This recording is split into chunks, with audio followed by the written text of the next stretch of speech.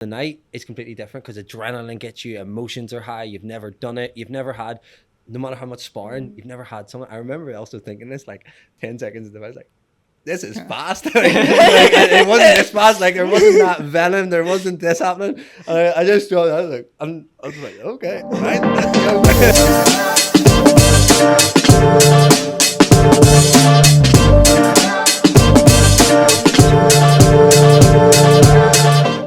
Hello guys, welcome back to our podcast. My name is Aaron. On this side, we have a delusional boxer who thinks we can beat a bear in a cage fight, Syed Uzair. And on my right, we have Anusura Pradeep, the karate kid. But karate is useless anyway, so it doesn't matter. And this time we have our guest, Ben Heron from Northern Ireland, who's a real boxer who has actually won a fight, unlike... Go ahead. Ben, welcome to the podcast. How are you today? I'm very good. I don't know. Actual boxer, one fight, maybe 10 or 20. I don't know. But the 1-0 scared all of us. So yeah, I am the delusional boxer, like Aaron mentioned. 100%. I think you take on a bear in a fight. But we'll get into that. That should be a separate episode, right? Today we're here to talk about Ben. He's a digital transformation coach, if I'm right. Not digital. No, Ben's transformation. I'm a consultant, so digital comes out of my head. Oh, that was horrible. He's a men's transformation coach. I keep making this mistake. I made the mistake before as well. I was like, oh, Ben's a personal trainer. But he's actually a men's transformation coach. So, Ben, can you tell us about men's transformation coaching?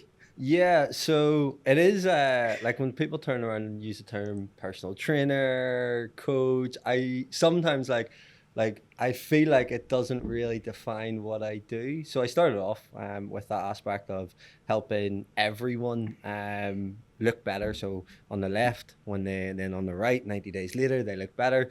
But then as time went on, I started to help the guys. I started to then specialize with working with guys that were quite skinny, and especially in the UK, there was no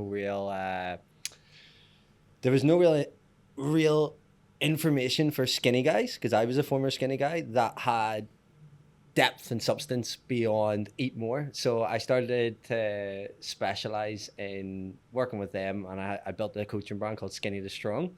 Okay. And then that went further, and I started to help all these guys get strong, but they were asking me more questions around how to be more productive, how to become a leader, how to communicate better, relationship questions. So I was like, after a year, I was like, I don't really know what I'm doing right now. I'm getting all these questions, having all these conversations, I'm giving out these action plans and stuff, which then led me to the point, and before it got like out there, the term level up. So I was like, I help guys level up. So when someone like works with me, they've leveled up. So that form of transformation isn't just physical, it's mental, and we deliver a high performance transformation. So that's what we do. That's what. So there's a lot of physical, but also mental, you said? Yes, mental and performance. So what is mental performance? It's whereby you are able to do more, achieve more, and also as well navigate through day-to-day challenges a lot more effectively. Okay, awesome. So, yeah. And could you tell us a bit more about like where you grew up? When did you move to Dubai? Because I know we skipped through all of that. Terrible sequencing of our introduction. But let's go. You can probably tell by the accent. I'm from Ireland, Northern Ireland, Belfast. So I am. And yeah, I moved to Dubai about 3.5 years ago. I didn't actually mean to live here. I was meant to be here for 2 weeks, and now we're here years later. So we are. And that's pretty much it. Yeah. Cool. And so what got you into like fitness, for example? That's one of the questions on my mind. Yeah. So I thought I wanted to be a PE teacher, and I knew I always wanted to do something sporty, physical. And I'm going to be honest, I went and I done some work experience. So I started off football coaching. I had a football team when I was like 16. I was coaching. I then didn't really like it. I didn't really see much of a future in the sense of like lots of opportunities.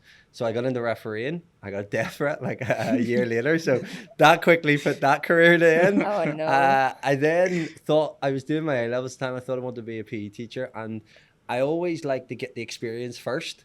I don't know, I'm just a hands-on type of person. Okay. So I went during my lunchtimes and started helping out with the third years, and I realized I don't really like kids, as bad as that sounds. I do love kids, but I couldn't imagine myself doing 40-50 hours a week with kids, but that's just my, yeah. And then I was blogging about my own journey and my own transformation. And what year was this in? This was when I was turning 20, so this was the 19. So it's kind of fitting too, because it's coming New Year's here, and we're recording this in December. And I recorded a New Year's resolution, and I was like, you know what, this is my year. Like, this is the year where I do it. Like, this is it. And like, I just used the term like 20. I was like a date, and I was like, right, before I turn 20, I want to be in photo shoot shape, or I want to be doing a physique show, because I've been training for a few years by then. And from January, I was like blogging about that, and I was getting a lot of interest before like social media went like the way it is now. It was very different. And I started like posting about it, and I was really like insecure and shy back then. And all of a sudden you saw this guy Ben, he's got a big voice online. What's he doing? Like, that's not the same person. So I was like, what? Like, what's the change happening there? And then I would be going out. I loved drinking back then, so I was out every Tuesday night, and people would be coming up to me and being like, you're looking bigger. And I was like, I would follow them up the next day, and I was like, this is what I'm doing. Here's my meal plan. Here's my training. Even to the state where I got my brother, like, he came and followed me. I was like, I literally had every single meal out for him, and like 5 times a week, and he got this insane transformation. And then my friends all started to want it, and I was helping everyone. And then it got to a stage where I'd done that goal. So I was like blogging about it from January to November. I'd done that goal in November.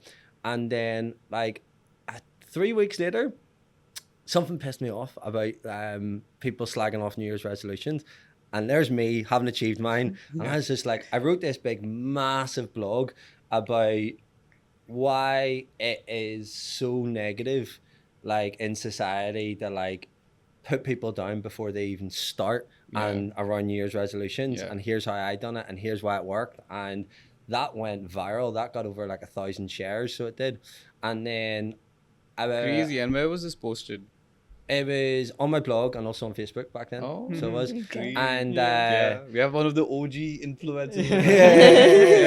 And then 2 days after that, because it got so much traction, a gym owner basically reached out to me and said, do you want a personal train? So I'd never like, I didn't know that I wanted to do personal training. Like, it wasn't on my mind. I was just doing this all from a place of passion, enthusiasm, and like, this is helping me, you should do it too.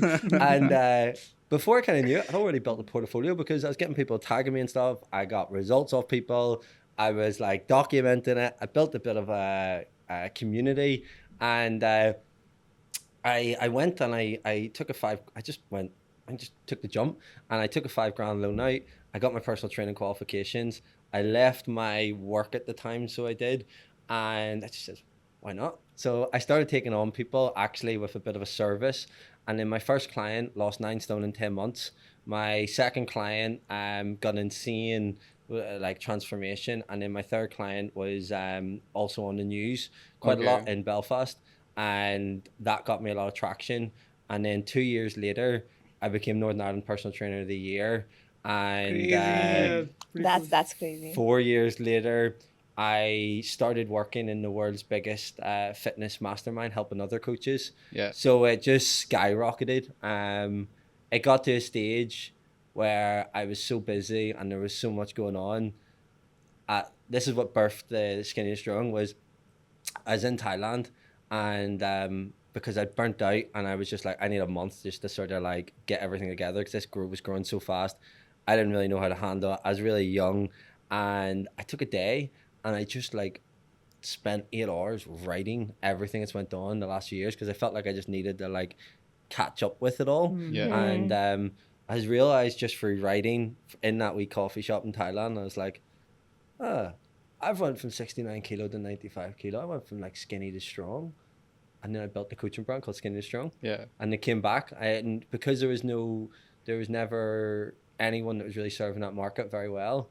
In the space of like 2 weeks, we had a fulfilled program.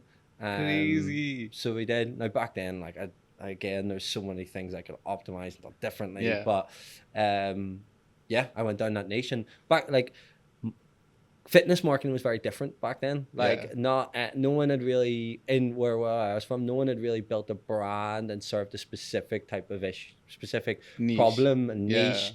And like, I didn't ever go in with a marketing head. I kind of just, this is what I done. I don't want to be able to do it. So it was just like, and that's kind of it. It's kind of that's kind of how I've done everything. Like, oh, this was working for me. Here you go. Like it works. Yeah. So that happened, and then it just grew massively.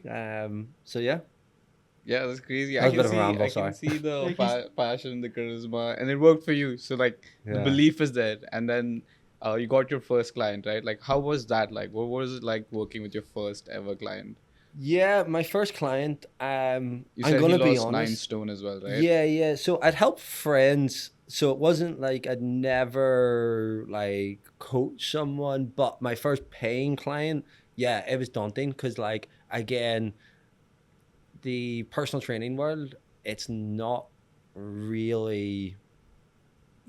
I personally, and it is probably going to be a mission in the long term to like really give the tools to personal trainers and coaches and things, because you can get a course in 2 weeks, you can get a course online. So Yeah. like when I've got someone who's over 20 stone in front of me and I don't know what effective exercises and things that they should be doing for their body weight, their body type, everything, it was a bit daunting, I'll not lie, but we started off and again, I was just like, right, what's manageable? How can I make sure that they leave in a better place? And how can I make sure that they leave one step forward towards their goal? So we started off, the client at the time, they were too body conscious to go into a gym. And the gym that I was in, like, it's mad, it had a skull. So it did. So it's called Iron Workshop, it had a skull. So it was like, I don't even know if I want to bring you in here. So what we done was we walked for 5 minutes, and that was where that person was at. But then we got to the stage by the end of the year, they ran 10K and lost 9 stone. So like what we done was like walk 5 minutes, 10 minutes, 20 minutes, 30 minutes. And like, I'm a big believer in when you're helping someone with goals, build them up from a place of strength.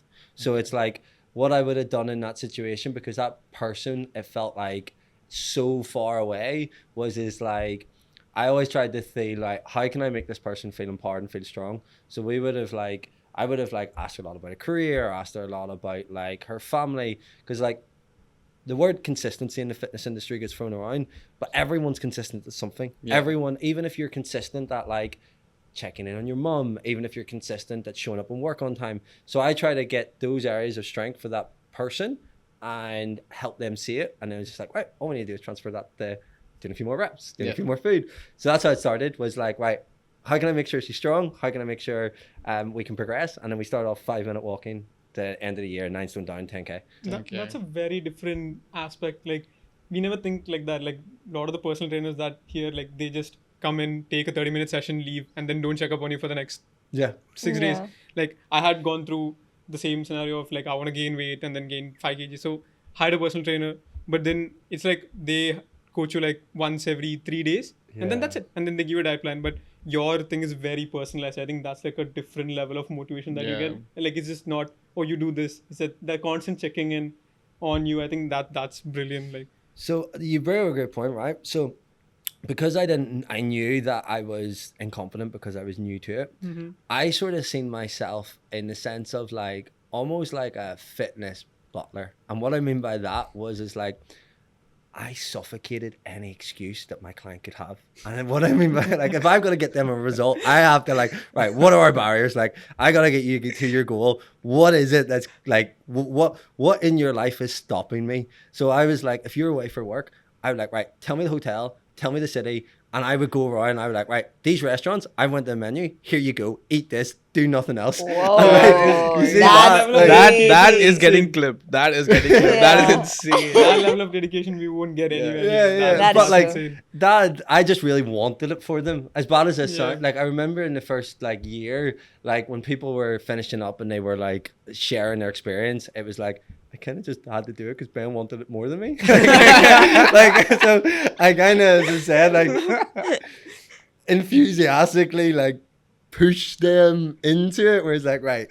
I have to do this. Ben, like if Ben asked me, I didn't go for this meal option. Like, what did I do? So, like, don't get me wrong. That helps someone get the result in the end, at the start, but.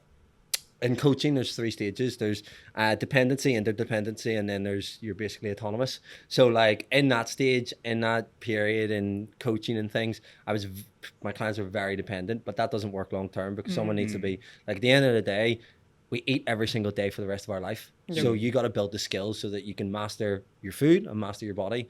So it worked at that stage, but longer term, I have changed, and there are aspects that I don't necessarily agree with. But at that time point, like for that client, it got like 9 stone 10 months. You know what I mean? It got the result. So yeah, there is a longer term approach that's needed. Yeah. So I see you very interested, zoned in. What do you think? I mean, I wanted to ask more about the university time frame, to be honest. Yeah, okay. Because you mentioned that you decided to go into like the entire fitness zone when you were around the age of 20. Yeah.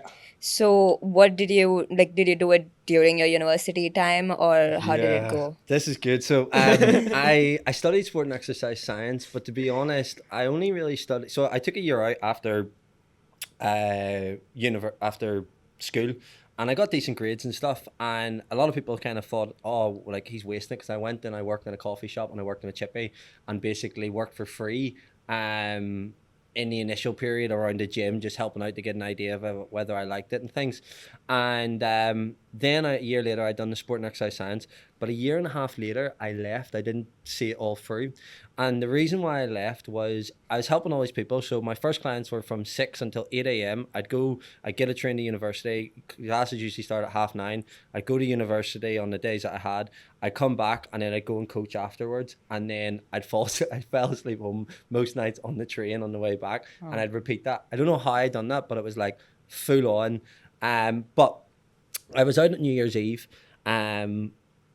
that year later, and one of the guys from school basically tried to commit, so he did, and I was like helping him and things. And then the next day, like again, I just known that fitness had done so much for me and my confidence and how I felt. So I just says, look, no charge, come down, coach with me twice per week, etc., and I'll help you out, and we'll get you moving forward.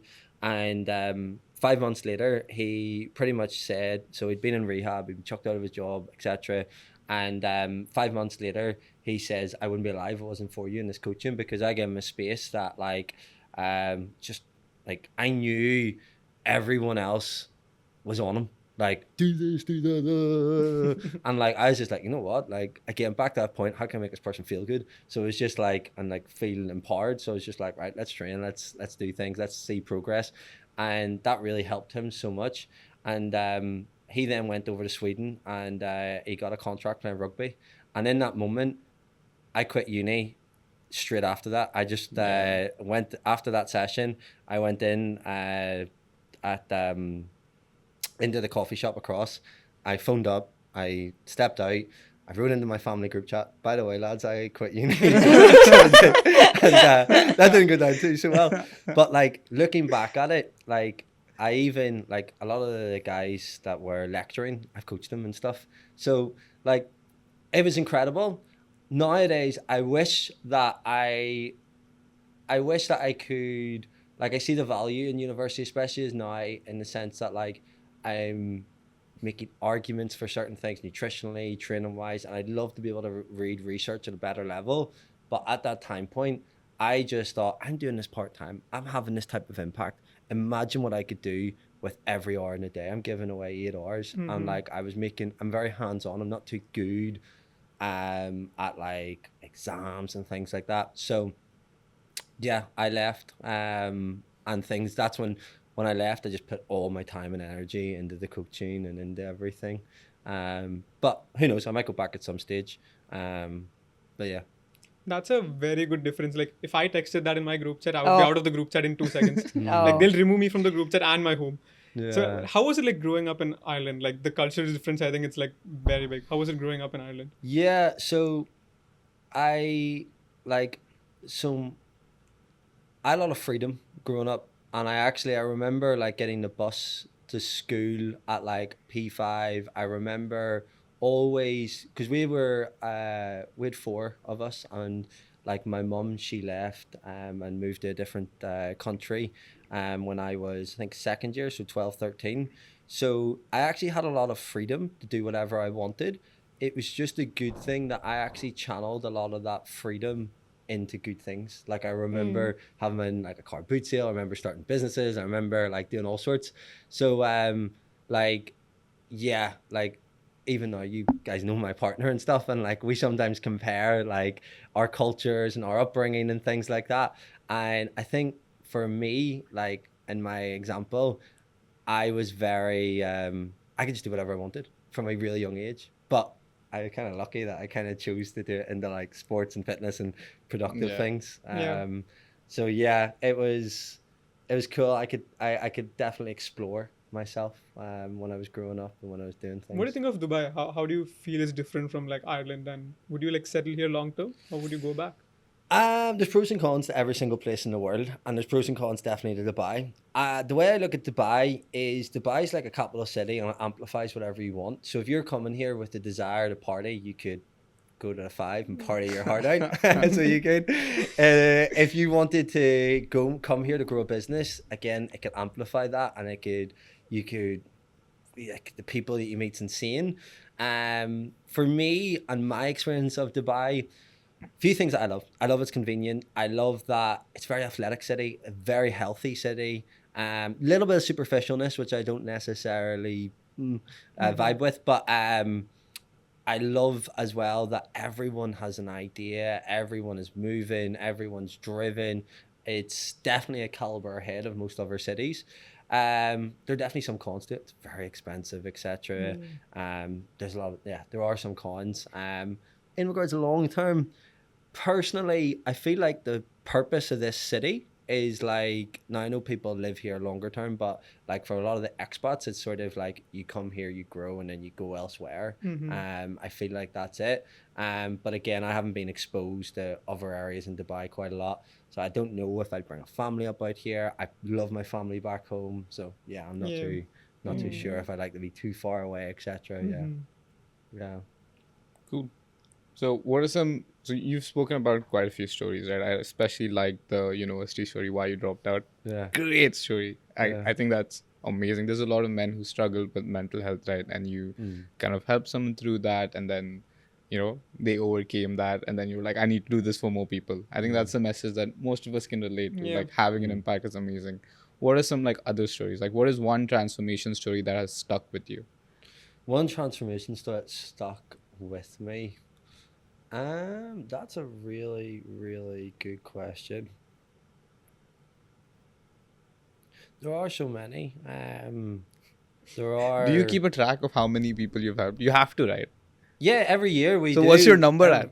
Every year, well, we've worked with over 1,300 individuals. 1,300 guys. Yeah, I've been doing this now 10 years.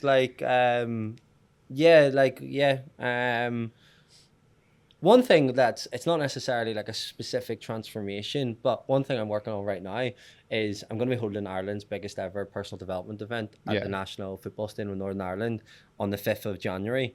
And it's going to be insane. It's called New Year, New Man. And it's basically about building you into a new man. And like the reason why it's sort of like, it's very meaningful to me is because like, on the lineup, like there's an Ireland rugby player that I helped out years ago. He's playing for Ireland right now. There's one of my clients, again, who had a situation where he went missing and tried to commit suicide and things like that. And now he's like a global inspiration, and he's coming on speaking. He's helped hundreds of thousands of people. And there's one of my best friends and stuff who like I've done all this career with, and he's like an insane physique expert. And it's just like, it's going to be really, really cool to like, to bring the room together of all these guys that just want to build together, and everyone coming. Like last year we done a smaller event, and it was just insane. Like it was just insane. It was just I can't really put a word on it, but it was just like something I'd never ever felt before. So I'm really excited about that, and that'll definitely be a big milestone moment and a big. Cool. So is this New Year, New Man like a program? No, it's just an event. It's just an event. Yeah. Really? Yeah, it's gonna be insane. Nice, Yeah, awesome. And where is it? At Windsor Park, National Football Stadium, Northern Ireland. So it's gonna be insane. Yeah. What's a funny story? What a funny transformation story that you had? Is there anything like that? Oh, there's loads. There's loads. There's absolutely loads. I have so much crack and so much banter. Like, Yeah, like everything from like client in the minute the other days like, Ben, I'm sorry, I had a calorie explosion. So I did. I was just like, what do you mean by a calorie explosion? Well, things just blew up. Just there's been loads, so there has. I don't really know a specific one. The thing that I really love about working with the guys and stuff is I can just be myself. I don't really Yeah. feel like I need to, like, as bad as it sounds, I don't feel like I work, and I just say what's on my mind, say what's on Yeah. this, say what's on that. Whereas I don't feel like in a lot of roles you need to put on a bit of a voice, you need to act in a certain state or alter ego or whatnot. So naturally there's so much banter that comes up and so much crack. Like even there before this, I was just like touching in with some of the guys on the way here, and like I was just checking in with one of the guys because I know he's away at a work conference for a few days, and I was just like, mate, just checking in. Hope you're not in a carb coma right now. We're moving forward. So just these small things. Yeah, I get on quite well with all the guys. Yeah, Yeah. cool. If you think you would have been still in college, what do you think you would be doing now? Yeah, if I didn't go down the coaching route, I feel like I genuinely love. So when in my free time, I love sort of like looking at how people work in the sense of like I get really fascinated by people, and I think that's why I've done quite well, is because I actually really try to understand what's actually going on in their world. We all have this world experience, like what are they experiencing? So I think I would go down some form of psychology or some form of people related role that isn't necessarily coaching, like actually just understanding that person more. Um, I find it really interesting, like looking at trends. So it'd either be a one-to-one level, like psychology, or it'd even be like a societal level, like how are we changing, like as a society, like what's evolving, what's changing, what's like right now we're on screen time and stuff. Like what impact is that really having on us and stuff? Like all those type of things, they get me ticking, and so I'd probably go down something like that. Damn, yeah, Ben Heron, the psychologist. I would attend. I would book a session no matter what. Dude. Yeah, yeah. So talking about What- Dubai, unless you have any questions, Anis. No, mine was more related to travel. That was Travel. next We'll pick travel up. But we'll talk about that cover- later. we'll Yeah, that's cover, what I was like holding. boxing now, because Yeah, so we know that Ben takes on a new challenge every year. yeah. I know this year was boxing, but tell us a bit about like how that started and how it led to boxing at the Burj Khalifa, guys. That's Yeah. So like my company's called Level Up, so it's all about leveling up. It's all about improving yourself. So ultimately, if you're a driven man, you need to be driving forward towards something. When you don't drive forward towards something, complacency kicks in. You can just find yourself in a lower vibration. So I like to always be aiming towards something personally, physically, professionally, and the physical one is something I've always been doing. So like I started off doing like bodybuilding, powerlifting. Me and my clients, we ran the length of Ireland, so we did. I done the ultra marathon. I've done loads of different things, but the boxing one. Growing up, I got bullied, and my dad's a musician, and I really felt like I'd never actually been able to handle myself. I'm not saying I want to go out and start hitting people and things, but I'd never felt like confident in a combat situation. So I always wanted to do some form of combat sport. I dabbled in BJJ years ago, but I couldn't just see it through because there was so much work happening at the time. But I was like, you know what?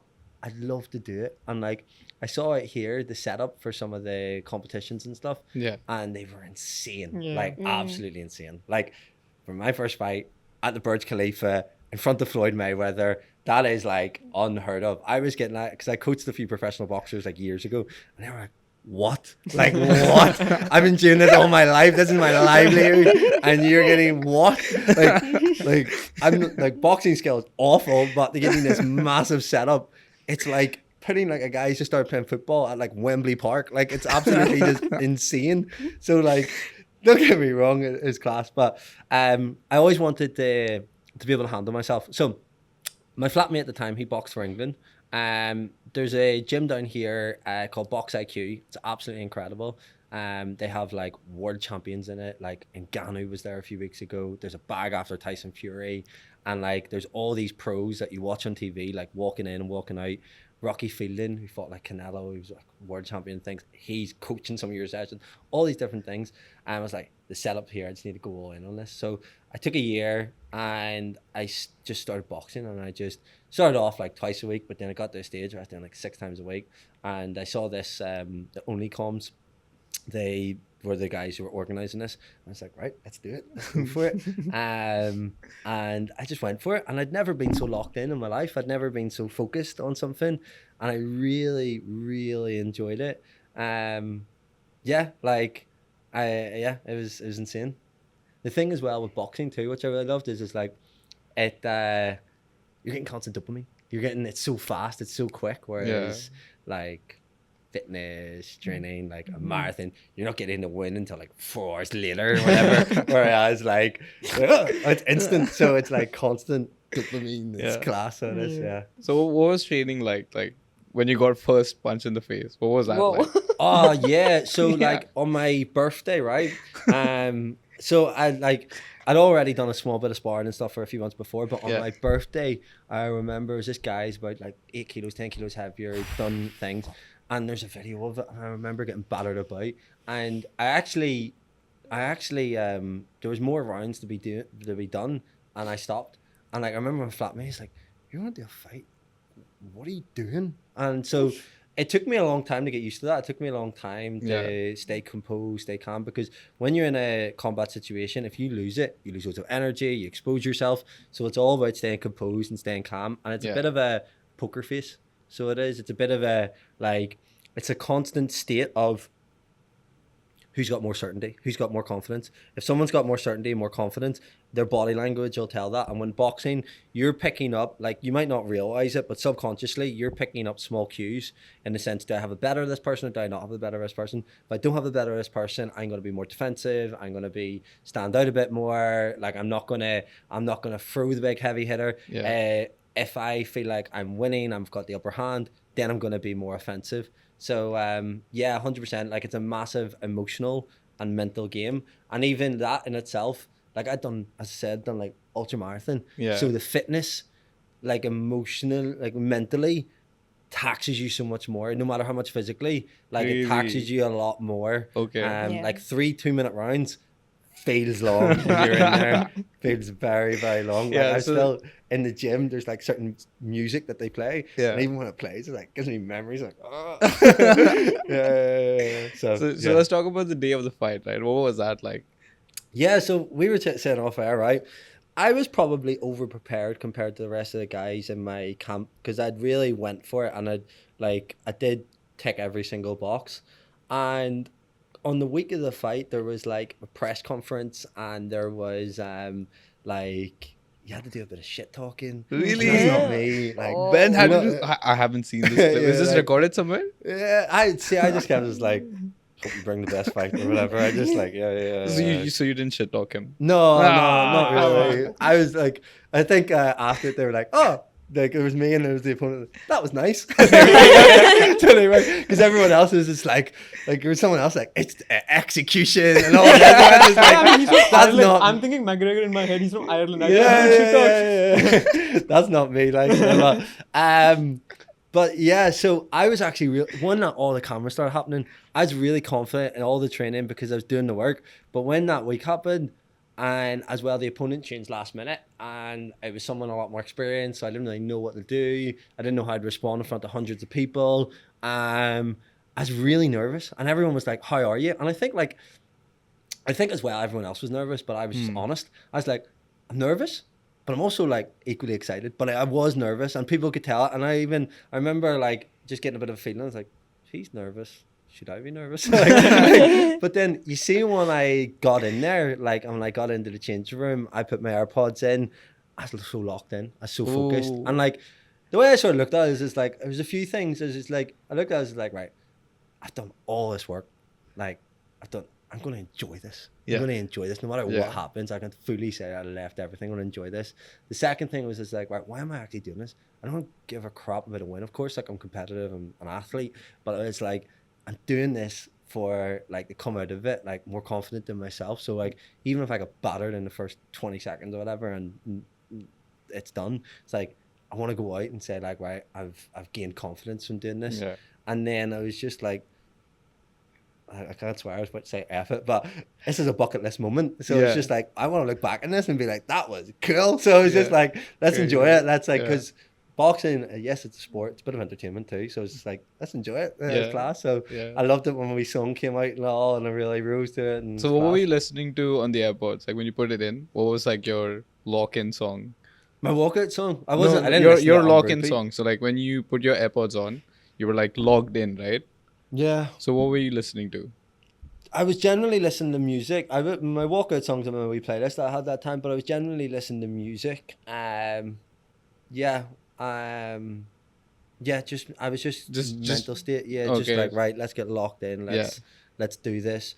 Also as well, like when I remember thinking too, like, my friends and family are going to be watching this. Like, let's like, come on, let's put this together. Yeah. But I was so focused, and I think as well, I had an unfair advantage with my support system. Like my flatmate, as I said, he boxed for England. My coach, he was absolutely incredible. The people around me, so it was just like, I'm in really good hands. Like I've done all the work, I've done all the training. So I think even just when they came in the room and stuff, and you do pads and you do warming up and stuff, and I was just like feeling good. Yeah. So but I don't know. I really just flicked the switch, and it was crazy how I went from so nervous to so just locked in. Like I was saying to Saeed, I watched it back like a week later, and I wasn't happy with my boxing. Like when I watched it back, like I actually feel like I let myself down. And loads of people say this, like what you do in the gym compared to on the night. When on the night, it's completely different because adrenaline gets you, emotions are high. You've never done it. You've never had, no matter how much sparring, you've never had someone. I remember also thinking this like 10 seconds into it, I was like, this is fast. It wasn't this fast. Like there wasn't that venom. There wasn't this happening. I just thought, I was like, okay, right, let's go. Just like that was saying. So I started to like do things that I would have never ever done in training, and I was like, why was I doing that? Like, you stupid man. Like why? And like, but I was happy with the mental side, but the actual boxing skill side, I was like, I could have been so much better, but just first time in. But you won. I mean, that's all that matters. Like that's crazy record. Like 1-0 now. Yeah, it was cool. 1-0 forever, edged in stone. Yeah. So But what was it like? Like the first round, the guy who like rushes towards you. Was it like? Yeah. So the game plan was to like just compose yourself, go in, but. Hopefully he's not watching this. But Oops. I actually felt, because he was more experienced, he'd done combat sports for years. I actually felt there was a little bit of like he thought he would walk over. So I always knew fitness would be on my side. I was extremely fit. So I was like, you know what? I want to let him know within the first 5 seconds here. So I came out really fast and stuff. So I remember like, right, I want to get, again, as I said earlier on, it's all about just having the upper hand. So I was like, right, I want to know I've got the upper hand here. And then after that, it was just like, right, follow the game plan, follow like what we're doing here, keep it nice, keep in long range, etc.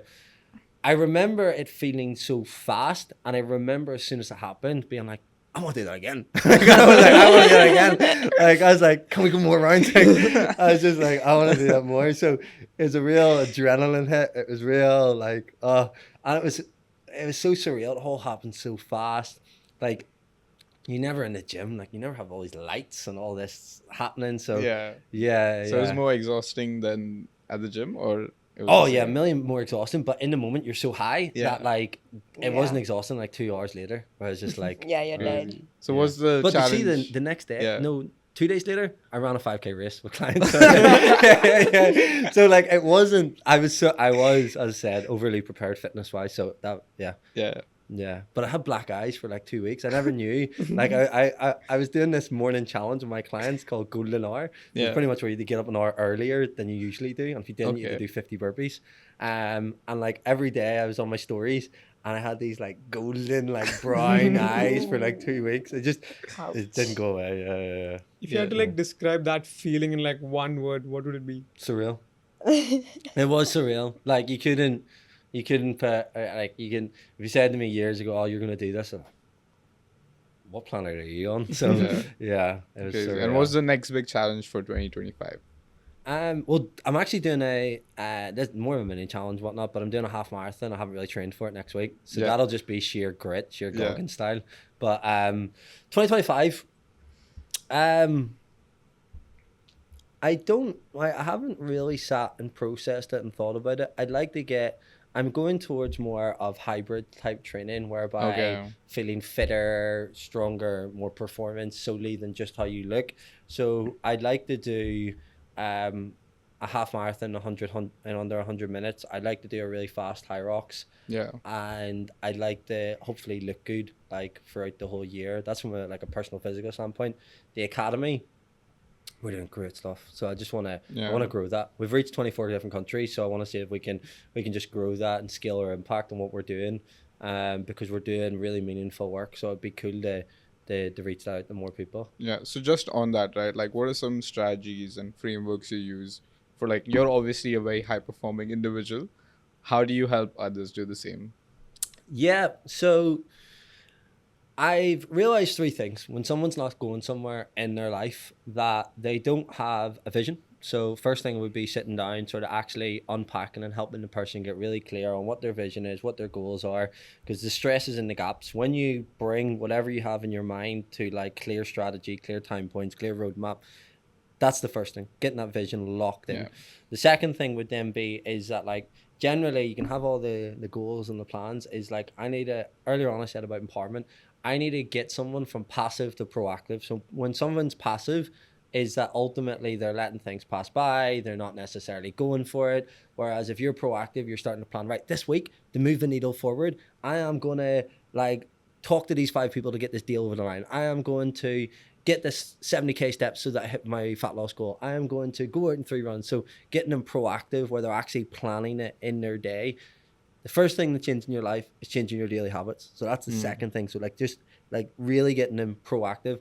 And then the third thing is energy. You can't do anything if you're flat out, if you've no energy. So finding ways and strategies to boost their energy on a day-to-day basis. So like to get people performing better, there are always the 3 things that I look at: is the vision, getting them proactive, and how can we boost your energy so that you can go and achieve more and do more. So like you're like a men's transformational coach. Yeah. What's like the difference between like a personal trainer and like a men's transformational coach? Like, Good. Yeah. Yeah, so there's 4 aspects of a real like life transformation. There's your nutrition, there's your training, there's your lifestyle, and there's your mindset. Personal trainer only focuses on the training. Okay. So I focus a little bit more nutrition, Mic lifestyle, drop moment, mindset. guys. Yeah, That was awesome. Yeah. I'm just comprehending that.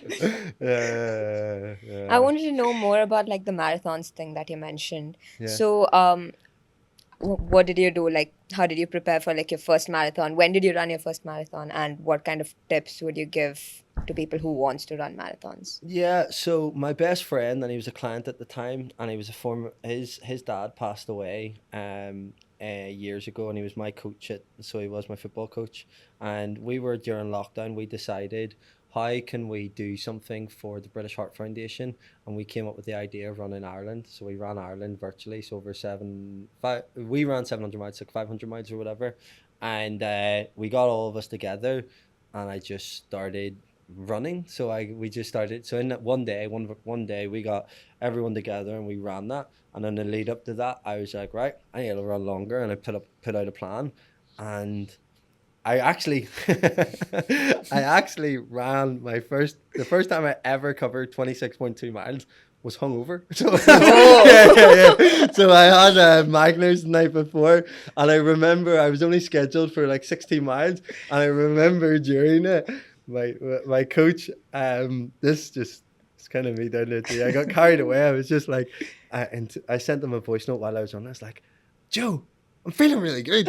I'm gonna keep running. And he just wrote back quickly. He's like, go for it. Whatever floats your boat. And I just got to the stage where I ran, and I was like, you know what? I'm feeling really good. You wouldn't think I'd be drinking last night, and I done 26 miles. So that was the first ever time hungover. Yeah. What tips would you give people who want to run a marathon? Just get hungover the last night. And Drink before you run. Damn. But you know what? We actually have a running coach in our program. He's a really cool guy. He's like, he's just over 50. He runs marathons with weighted vest packs and stuff.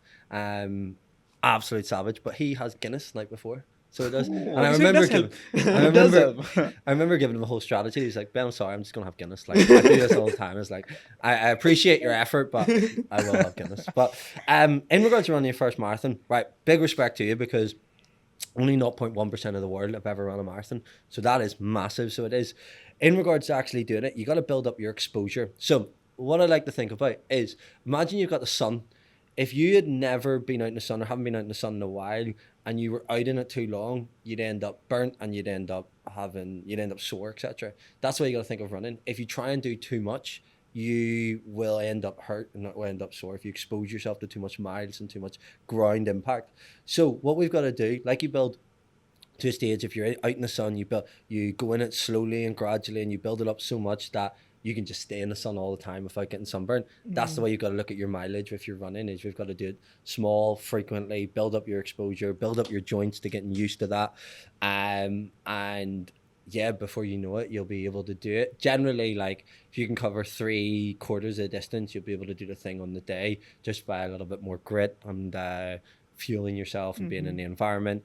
And to be honest, like these things seem like a stretch goal, but they're actually so much more realistic than what you think. Like there's so much more that the human body can do. Once you start getting on the offense and getting on the front foot, you'll be flying. It's like an upward trajectory. You'll be able to do it. It's kind of crazy the amount of people that come to me never wanting to run and then they end up running. I ran a program earlier this year and it flew off. It's called the 555. It was a free program I ran, and it's got basically lose 5 kilos in 5 weeks while it's also hitting your fastest 5K. And we had 180 individuals come on and do it. And 62 of those, now don't get me wrong, because it was free, not everyone does it and makes use of it, etc. Sometimes you need to pay attention, but over 60 of those individuals hit the fastest 5K and also lost 5 kilos in 5 weeks, which is massive. So that is massive. like loads of people get into running when you hear me talking about it and doing it. And I genuinely, like I said to you earlier on about, like, you're going to be eating every day for the rest of your life. You're going to have your body every day for the rest of your life. The most basic form of like human body, I feel like, is running. Like if you think of caveman and cavewoman, whatnot, like we're meant to move, we're meant to run. So I do feel like it is a skill that every single person should do, like, and should learn and should be able to feel confident with. And apparently so that, like, I think there's a scary statistic, like after the age of 30, like only like 3% or something of the people sprint for the rest of their life, which is scary. Like you never sprint and you think of sedentary lifestyles. So I do think it's important for people to run. No, that's not like, yeah, I just think it's like a basic function that people should be able to do. I'm going to start running today, guys. I think But yeah, we can get into like the more chill version. We've covered most of the But I think we didn't talk stuff. about his academy much. We did? You want to? Sure. Yeah, like I would like to know more about the academy. What's going on? How do you join the academy? Yeah, so we have 3 programs. The first is the Lean, the second is the Academy, and the third is the Elite. The Lean is like for individuals that just want an action plan to help them get lean and help them get moving forward with their training, their fitness. The Academy is basically it's a program. It's a 6-month program. Now the guys will usually stay on for a lot longer and stuff, but it's a 6-month program that helps you basically level up physically, helps you get on top of your habits and gain the skills and gain the tools so that you can ultimately do it for long term.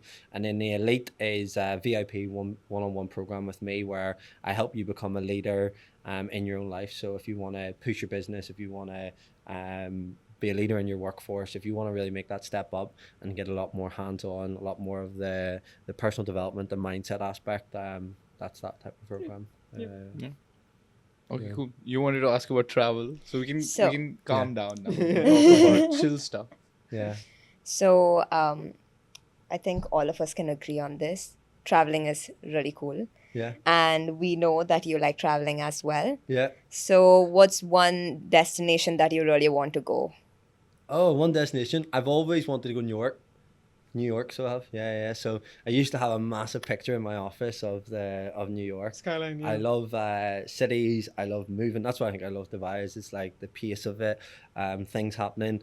So New York would definitely be one that I've always just wanted to go to and never been to. Yeah. Yeah. And what's one place that you would recommend? Yeah, my favorite place I've ever been to is a place in Vietnam called Hoi An. It's lit by lanterns, so it is, and it's just so chill. It's so nice. Um, yeah, I used to do a lot of traveling. I used to travel every single year. I've done a lot of Southeast Asia. Um, but yeah, I used to really do a lot more. I haven't the last 2 years or 3 years haven't done a lot, but I really love traveling. It's just I think I've had to make a few compromises with the business and stuff. Like there's so much happening that it's kind of hard to sort of take that time off. But I love traveling. Yeah, Have you been to India? I haven't. But February, here I come. We need to take him to India, guys. Yeah, But then I think February he's will be gonna have cool. the biggest culture shock. He's gonna be like, "What just happened?" Yeah. India is like I a love hit it. or a miss. It really depends, you is. know. No, Ben will love India, I'm sure. Yeah. Yeah, I mean, I mean, he needs to. For everyone watching, I have an Indian girlfriend, so yeah, just a bit of context. Yeah. Also, Yeah. I have something to say, I guess. Or I have a question, actually. So speaking to you, there's two people that come into mind. One is David Goggins, okay? I can see the mentality. Like I think you mentioned his name and you mentioned grit a lot. But the other person I see is Alex Hormozi. Okay. Do you know who Alex Yeah, Hormozi yeah, is? yeah. So yeah, just I can feel the vibes coming from there because I watched Yeah. them a lot as Yeah. well. So some of the things you said, some of the beliefs, some of the things you've done as well. Like Yeah. I can see advice from there. You almost remind me of them. Yeah. So like, what's your Okay. favorite quote from them, or just your favorite quote in general? And what do you think about those guys? One quote I always say all the time, especially to guys and stuff, is no one ever regrets leveling up. Like Yeah. I've never met someone that regrets pushing on myself, progressing on myself, betting Yeah. on myself, backing myself. Like there's no one ever that will regret that, and you won't regret that. So that's like one thing that I really sort of stand by. And then like I think from those guys, I listen to both of them massively. So I do. I think from a business standpoint, I really get a lot from Alex in the sense of just hard work. Like even actually this morning, like I sometimes feel I'm in a stage where I'm so engaged in my work at the minute, and like I definitely overstep like a lot of boundaries because I just love it and I love doing it. And then like when I hear his podcast, like this morning I was doing some work and stuff, and I know it's a Saturday afternoon, and in my mind yesterday I was like, oh, I'll rest all day tomorrow and stuff. But like I just got up and done stuff because I was like, oh, I've got stuff to do and I really enjoy it and things. And like I just remember hearing a podcast from him. It was like, if you want to work 7 days a week, work 7 days a week. So like just the work aspect, I really get a lot from him. It's really cool. So it is. But yeah, what about you guys? Like who's someone that's inspiring you or like pulling you forward? For me, it's like it's different. Like it's just multiple people, but at some point, I think Andrew Tate was a good inspiration. Okay. It's controversial, I see, but at They're gonna some, get What- cancelled. what- Welcome Oh to my our last God, we episode, should guys. have done before it even I'm just started. saying, at some point. My God. What was it that he helped pull you? I think his mentality at some point was great, especially during COVID. I know a lot of people was like depressed and whatever. He got a lot of people out of that, I believe. So you actually was a really great point. It's just like there's always a need for leadership, and during COVID there was a leadership gap, and he just filled it. Even if he was like controversial, he was the one with the most certainty, Exactly. showing up on camera, and it's like again back to certainty. Like people want Gravitate, that. So yeah, like I mean, there are pros and cons to Yeah, them, but yeah. we just take the pros. We don't take the cons. So Yeah. it works. Yeah. Yeah. Totally. Interesting. I thought you would have a more full-on debate about Andrew Tate. What do you think about him? I don't know enough to really comment a lot, but like I said, like I think Ben, as I said earlier on about being passive, Yeah. he has a message that is getting guys more proactive around like leading, earning more money, becoming more valuable, which we can all get behind, hopefully. But Yeah. in regard to like how he treats women, money, those things, like I don't know enough to really make a comment, but in the sense of like driving towards your goals and being more valuable, yeah, I can get behind that. Yeah. Yeah, I think the one thing I took from him is you have to be strong. Like you're a man, go to the gym. And I know that sounds very basic, but from all the things that you've just said, right? I think that is one key message. Like go to the gym, go work out, get your body moving. You'll never regret it. Yeah. Yeah. No, 100%. Yeah. Yeah. Like Ben is running our podcast because we've run our questions. Yeah. He's like, I'm running the podcast, guys. What do you think about this? I feel like I was just wanting to like not just be so one way, just kind of engage or get you guys going. Yeah, no, we're new, so we're kind of getting Yeah. used to asking questions. You said you're going to India soon, right? Yeah. In fact, How's your spice tolerance? Oh, yeah, good so question. it's got better. It Okay. has got better. So it has at Onam. No, it wasn't Onam. That a few weeks ago, I was at my partner's and their family was there and stuff, and they made like these dishes, and one was the spicy dish, and one was the like non-spicy dish, and I was able to have the spicy dish this time. So we're leveling up You're on the leveling up. spice Yeah, gear. yeah. Okay, Yeah. okay. Yeah, we won't regret it. Yeah. But I do think I'll probably be in for a shock when I land on Indian turf. Mm. Yeah. 100%. But it will be Yeah. awesome. Do you guys have anything in mind? Yes. What's one piece of advice that you would give to like an 18-year-old Ben? Mm. That's a good question. What's one piece of advice? I honestly, and I know this sounds a bit airy-fairy, but it would just be along the lines of like, you are limitless, and you might think that there's barriers in the way, but like every person that's ever achieved something, they just are like a normal human being. Yes, there's individuals that get like, for example, have some form of advantages and things, but you have all the tools at your disposal. This day and age, there is no excuse not to get what you want from where you want to where you want to be, etc. And do it, enjoy it, but like take your time with it. You're not in a rush. That would probably be the big thing I'd say. What's one quote that keeps you going? One quote that keeps me going. This is all part of the story. When I'm having struggle, it's just like this is all part of the story. Like when I am like feeling shit, or when I am like doubting, or when I feel like this is overwhelming, it's just like on the other side of this is like a better Ben. On the other side of this is a great story, and it's all just a part of the story, and nothing great ever happened like with it being plain easy. So yeah, it's just I do think about that sometimes. It's like it's just a part of the story. Yeah. That was awesome. So, do you guys have any more questions? Or Just one thing before we end it. Yeah. I really want to listen to him trash talk. Oh, yeah, good one. all right, Ben, I challenge you to a boxing fight. Yeah. I'm 5'4". Do you know Be scared, what? man. That was a bit, and that whole thing, that was like the hard bit. Like I remember like 2 weeks before, because I really enjoyed all the training. I remember like 2 weeks before being like, shit, like there's actually a winning and losing aspect of this. I didn't really know that I was signing up for that. Like, how do I handle if I lose or what? So that was definitely something I just couldn't really get my head around. Yeah, Ben, I'm gonna knock you out in the first round. Do you have anything to say? Yeah. He's like, nah, you know. You bring your A game, I'll bring my L game. I'll meet you there. Let's go. No, Ben, no. Yeah. There's no A game. Your name starts with B. Oh. B game. Oh, Maybe I dear. shouldn't trash talk either. Yeah. Next time I'll get you to trash talk for me. See this guy Ben? I'll get you to do it for me. Just